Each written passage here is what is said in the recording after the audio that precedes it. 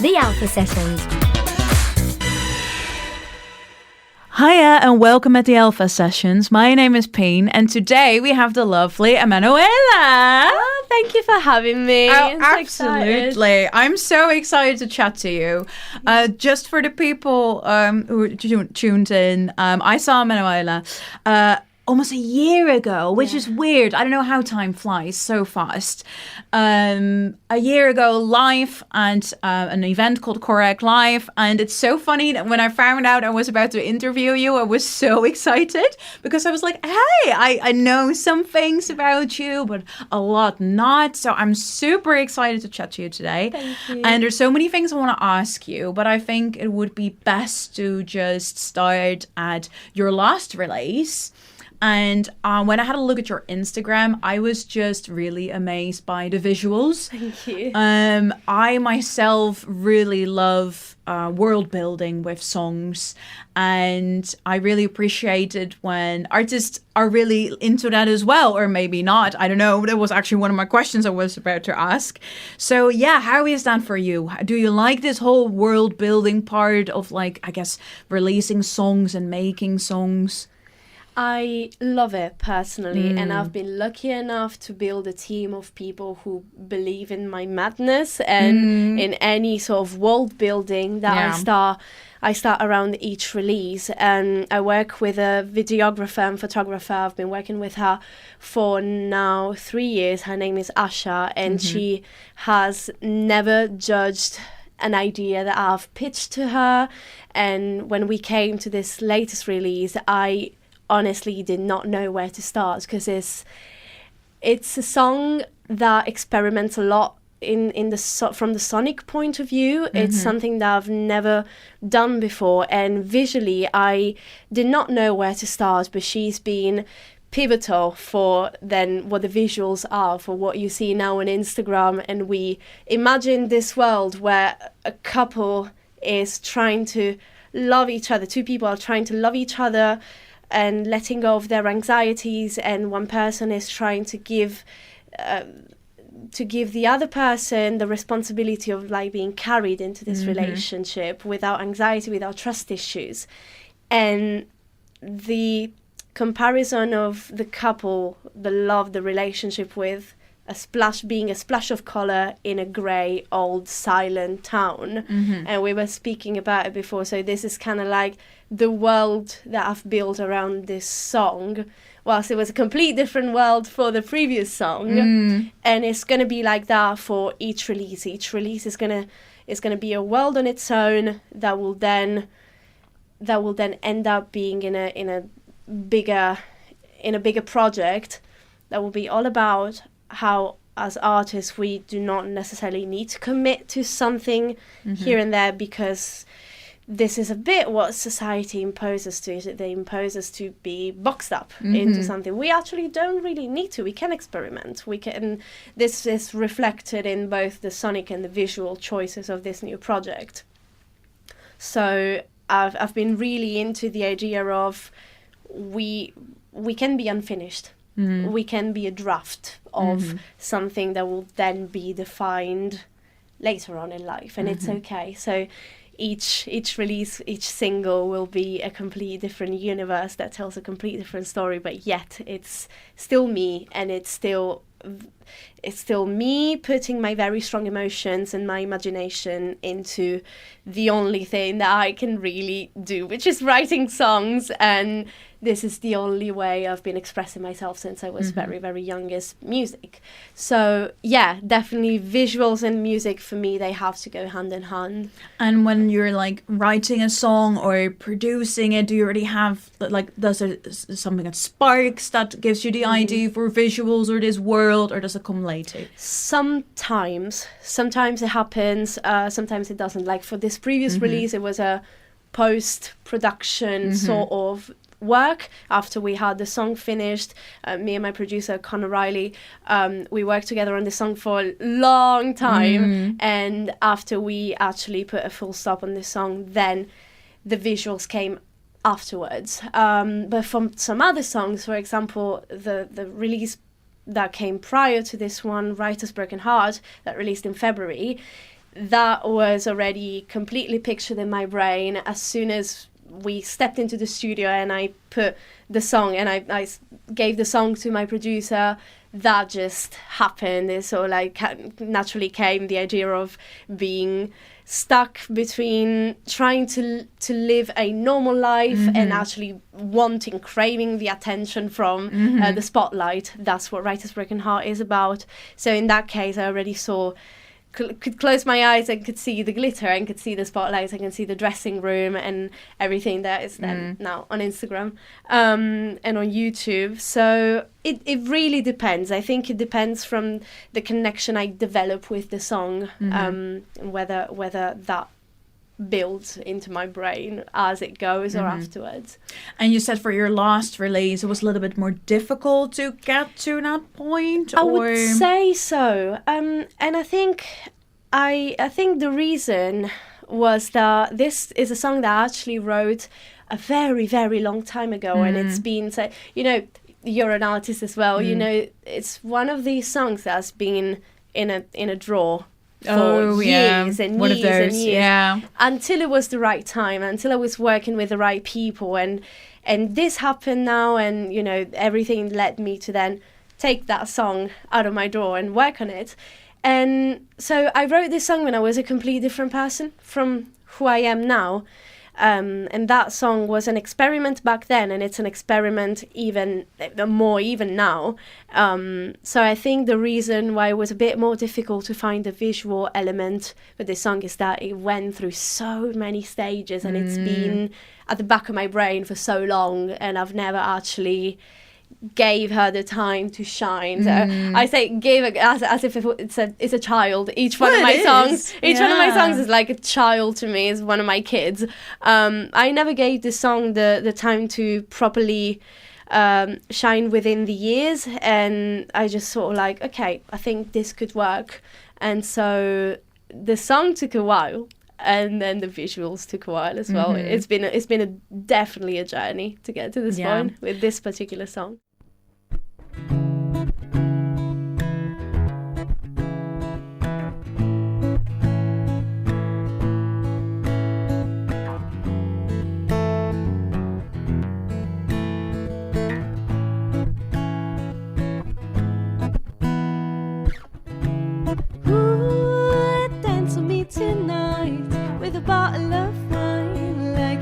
Your first time. Ooh, you're a vision walking by, and I know I'll regret it. Put your lips close to mine. We silence this whole town. You are my favorite sound. Is there a price I have to pay? Try not to fall too hard, 'cause this is bound to break. Where is your room? Ooh, ooh, ooh. I can smell your perfume. Ooh, ooh, ooh. She said, don't worry about it. She said, don't worry about it. No, she said, don't worry about it. She said, don't worry about it, no. Door is open, come and give me more. I'm a warrior angel, you're my guide. The bottle's empty on the floor. Spill plenty of ideas and none of them are pure. But now we're going down, we've almost hit the ground. I think we're better off this way. I knew it from the start that this was bound to break. Where is your room? Ooh, ooh, ooh. I can smell your perfume.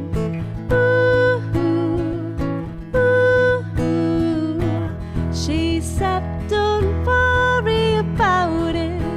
She said, don't worry about it. No, she said, don't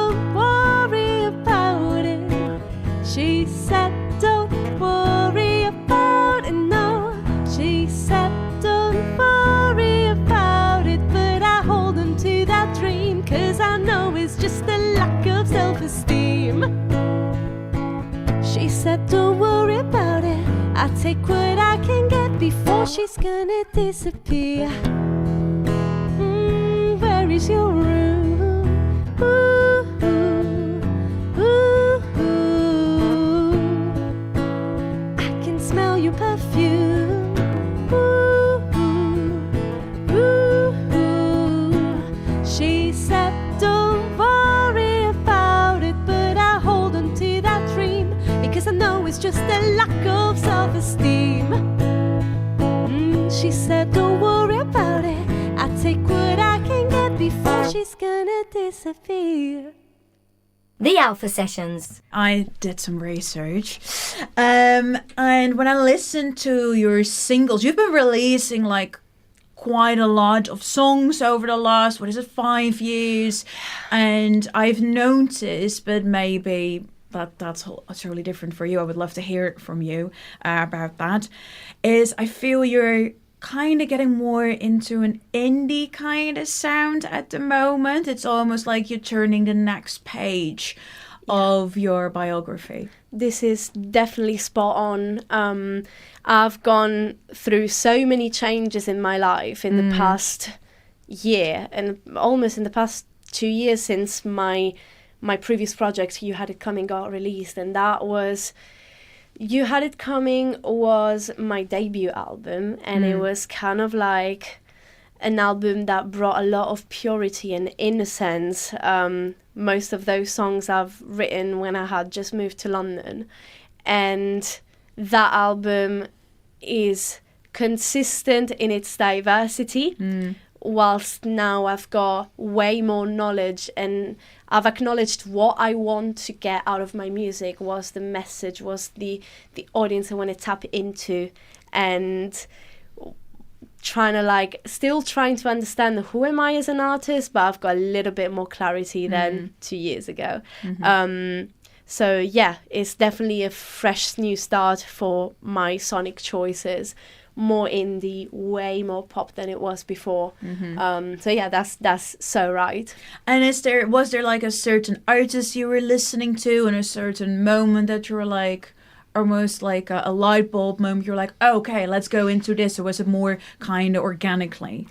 I think it was a lot organically, but one of the artists that I aspire to be like sonic-wise is definitely Halsey, who is obviously a very, very famous pop artist who has this fantastic alternative touch to her music. And in her music, you can find a lot of synth pop and electropop, alternative, indie, and also some soul, R&B and jazz notes, which is what I've always wanted to bring in my artistry, in my songwriting. So I would say that influence really, really pushed me to have this change. And working with the producer I work now was the match made in heaven. So because he's great at what he does, and he's been leading me, he's been teaching me a lot to get to this point. So I would also say the rise of Sabrina Carpenter and Gracie Abrams in the past couple of years influenced me a lot, because I'm the biggest fan of the pop girlies that are in the scene right now. Loving everything that Olivia Dean is putting out, and that's influencing me a lot as well in the songs that I'm currently writing. So I do like being influenced and in learning from who's doing better than me at the moment, but I'm still quite rooted in my alternative pop basics that are coming from the perfect blend, what I like to call myself is the perfect blend between Amy Winehouse and Taylor Swift. I've never heard that combo before. That's interesting. That's everything I've grown up on. Taylor's lyricism and Amy's sonic choices is what I aspire to. So you're slowly trying to grow into that, basically. Between the alternative pop and with jazz and soul influences, sonically, and the writing that's purely pop of Taylor Swift, Ed Sheeran, Gracie Abrams. So I'd like to have that blend. Ultimately, this is what I'm trying to grow into. And do you feel, because of course you're sharing all these big names, and even in your song Writer's Broken Heart you're mentioning Taylor. Love the little shout out, the quote from Cornelia Street. Love that song. But what does it make a song by Emanuela? What is your touch?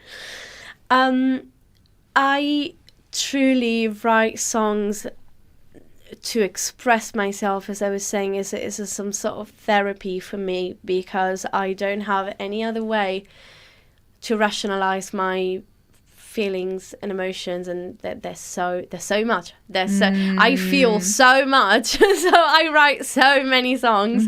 And I would say the touch is what I like to do with my voice in every song. I like to experiment a lot with my vocals, which is not something I used to do when I started writing songs. I do it more now because I'm more confident in my grown up voice.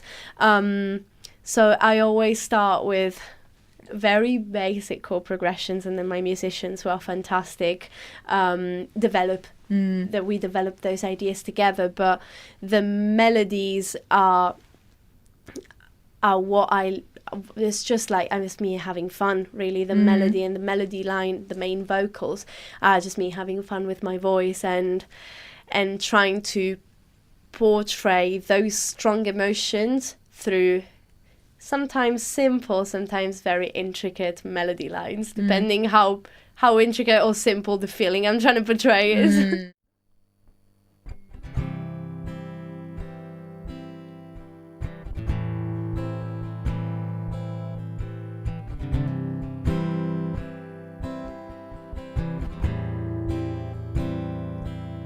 Sometimes I just want to close the bathroom door and cry, and I don't sleep at night. I think I don't have time,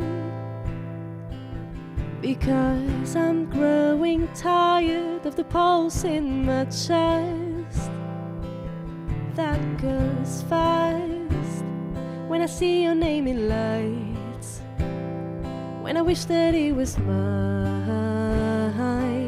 and when I'm back and my words can't seem to bring me any luck. Tell me, what's the medication for a writer's broken heart?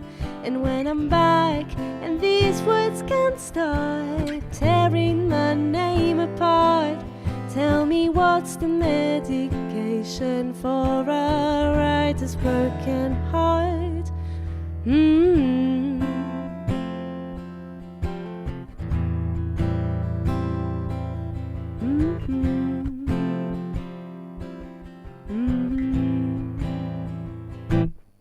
Some way I'll go missing for a couple long days, and the police will play hide and seek with the ghost of me. And my mom, she will cry to the press and TV. Mama, I'll be okay, I just wanted to be free in a world of puppeteers.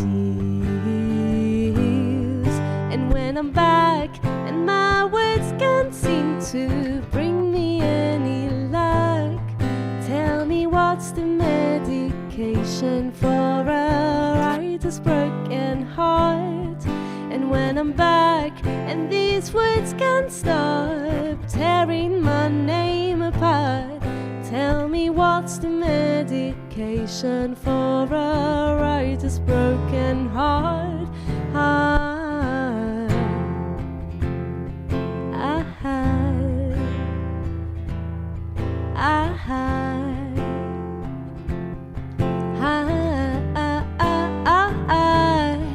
I wanna feel like Taylor walking down Cornelia Street, but I end up mending cuts from 1,000 paper dreams. Sometimes I wanna feel like Taylor walking down Millennium Bridge, but I end up being me. It's a difficult position to be in. And when I'm back and my words can't seem to bring me any luck, tell me what's the medication for a writer's broken heart. And when I'm back and these walls can't stop tearing my name apart, tell me what's the medication for a writer's broken heart. And when I'm back and these streets can't stop dragging my feet around, tell me what's the medication for a writer's broken heart. Tell me what's the medication for a man whose life is art. The Alpha Sessions. Like I mentioned in the beginning of this interview, the first time I got introduced to you was through a live performance. And when it comes to those vocals, do you have different technique or a different thing you focus on? What is it, live versus studio? It's definitely, when it comes to my voice, I would say it's definitely not too much live versus studio, because I try to recreate in my vocals what I've got recorded in studio. But the live, one of my live shows is never the same as the other in the way I deliver. I would say there's so much more emotions, obviously, than what you hear naturally, and you would know.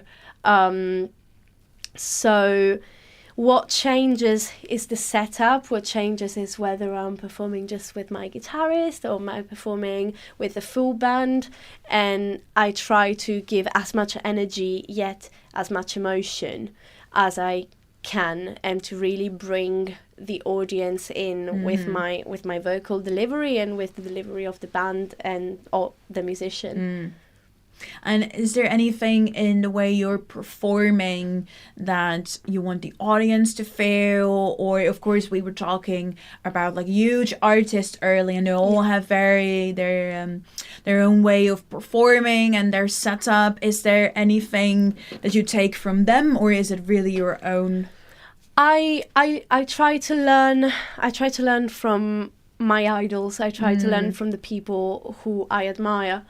At the same time, my main object for when it comes to a live show is for people to feel entertained. It's what I say when I start every live show. I say, my job is to entertain you, and your job is to be entertained. You are here to have a good time. And I want to give that good time. I want to make people feel included into my universe, into my world.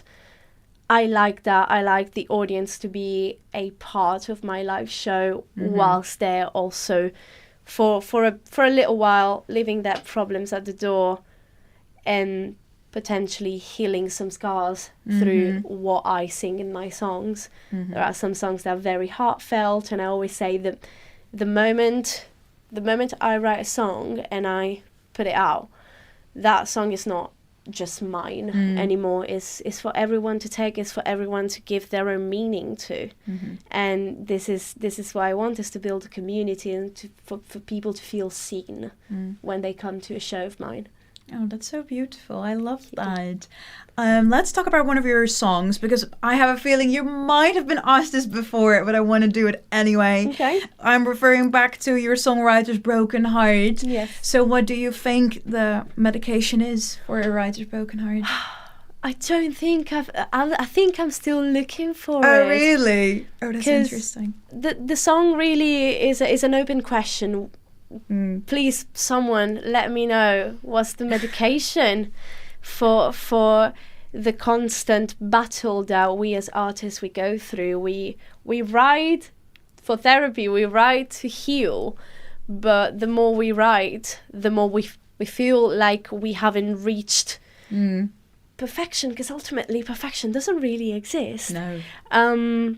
And I would like to know, and I'll let you know if I find it. Please, I'm curious. I'm very curious. At the moment, the way I've been medicating myself is to really trying to experiment, as I was saying before, experiment thinking outside the box and thinking that there's no box, trying to be as free as possible in my creativity and in my creative process without conventions, without borders and limits, because I've always felt like there were some sort of like a set of rules to follow when it comes to, unspoken rules when it comes to writing a song or performing with a band, performing with musicians. Actually, the whole point, I think we're missing the point. The point is for those borders and those conventions, I think, to be pushed. And it's for us to have fun. It's for us to not necessarily feel like we should fit into a stereotype. And this is what I'd like to do. I'd like to not fit into a box, and for people to take what they like of me. Once again, for them to feel like I'm relatable, in a sense of they feel like I'm comfort, like my music is comfort, like they feel understood by my music. So the medication I'm finding at the moment, and I don't know if it's the ultimate one, is to really just be creative as much as possible and not think about the ultimate goal. Is to really just enjoying the process whilst I'm in the process, rather than thinking about the outcome. Which is so hard sometimes, because I It's feel, really hard. especially nowadays with social media, and especially when you're independent like us, it's all about like doing as much as you can yourself. Yeah. And it's about strategies, and it's about numbers and likes and whatever. And it's so hard to be in the moment. And is that kind of, I guess, your aim for this year, to do that more, or to be more aware of that? Definitely for this year and these releases, one of my biggest aim is to, and I've been trying to like break those cycles and get out of those slightly toxic processes that I had in my brain, which is a song is released, okay, let's immediately look at the numbers. Yeah. This is what I've been trying to get out of the loop that I've been trying to break, because it was really consuming me. And this is a bit what Writer's Broken Heart is about, is feeling like it's never enough, feeling like you reach an outcome and then it needs to be yet immediately another one. I didn't feel like I was allowing myself to enjoy the journey and the process, and I was not allowing myself to enjoy the feeling of failure. I have found some comfort in failure, because that's been pushing me into having more determination into succeeding. That doesn't mean having to consume myself over how many streams and how many followers I've got. It's and it's been a long process, but this is definitely what I've been trying to do more this year, since I started releasing in 2026 again. Trying not to look at the numbers, just being in the studio, really just doing whatever I want and enjoying the creativity.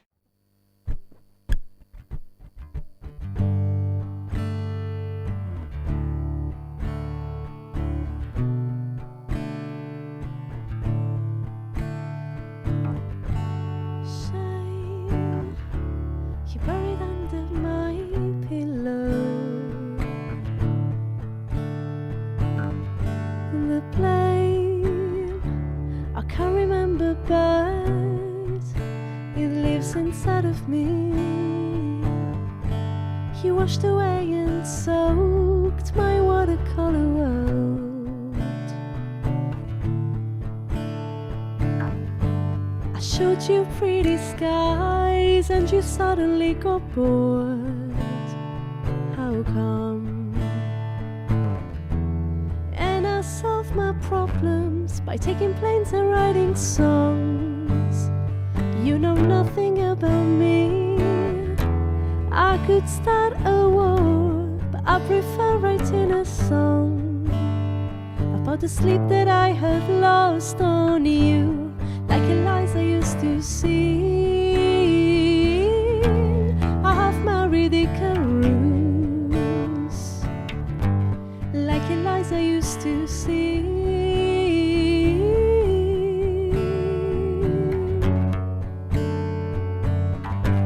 You were never good for me, I was never good for you.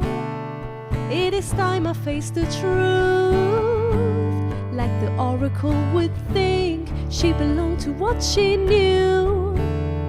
But I have flown a bit too close to the sun, and I solve my problems by taking planes and writing songs.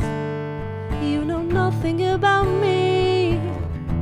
I could start a war, but I prefer writing a song about the sleep that I have lost on you, like Eliza used to sing. I have married Icarus, like Eliza used to sing.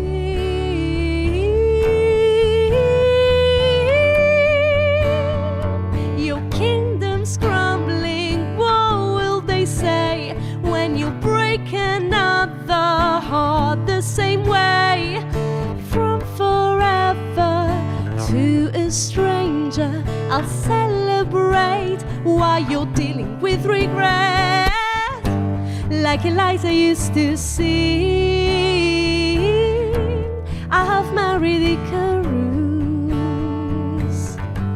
like Eliza used to sing. I'll watch you burn. I'll watch you burn. I'll watch you burn. I'll watch you burn.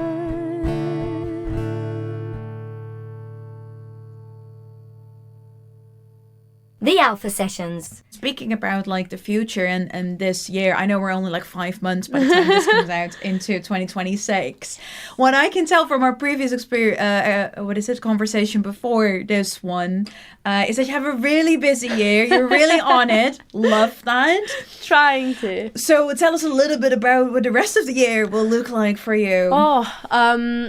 Once again, considering everything that's been and everything that creatively led me here, the plan would be to keep releasing and then having a little break for the summer.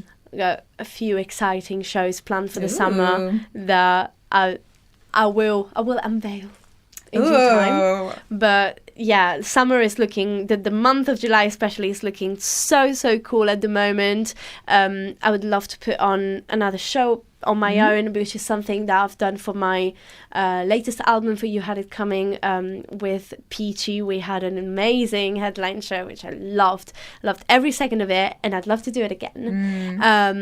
But yeah, so releasing, and there would be a group project coming in the summer, in the sense that all these songs would be grouped together then in a wider project in the summer, to then have a break and then keep releasing starting from October 2026 up until the end of 2026. Oh my god, that's so exciting. I really can't wait for all these announcements and whatever. That sounds so exciting. There's so much, and it's crazy when I feel like I feel in Writer's Broken Heart. Sometimes I try to pick myself up and I try to cherish how far I've come. Very important. Which is something I never used to do, and I regret not doing that.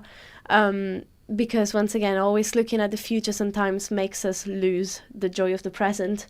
And if I look at myself 5 years ago, I never imagined today I was going to be here talking to you about these new songs, it's crazy. And I'm really proud, and I'm not scared of saying I'm really proud of where we've gotten to. And my musicians, they've never 1 second doubted me or doubted once again my ideas. The team who works with me, because yes, I am here now speaking, but behind me there's an army that believes in me, and for that I am so lucky and I'm so grateful. I never thought I could have that. So I am really, really proud of how we've gotten. Well, you should, because you've done a lot and you should be proud of that. And I just love it that you're also highlighting a little bit of like the entire team, because it's not just one person. They always say it takes an army, but it does. So well done. I really can't wait for all these things to come out and listen to your new single and learn more about your new worlds. Thank you. And thank you so much for being here today. Thank you for having me, and thank you to the team. And it's been great. We had such a good time, honestly. Thank you so much. The Alpha Sessions.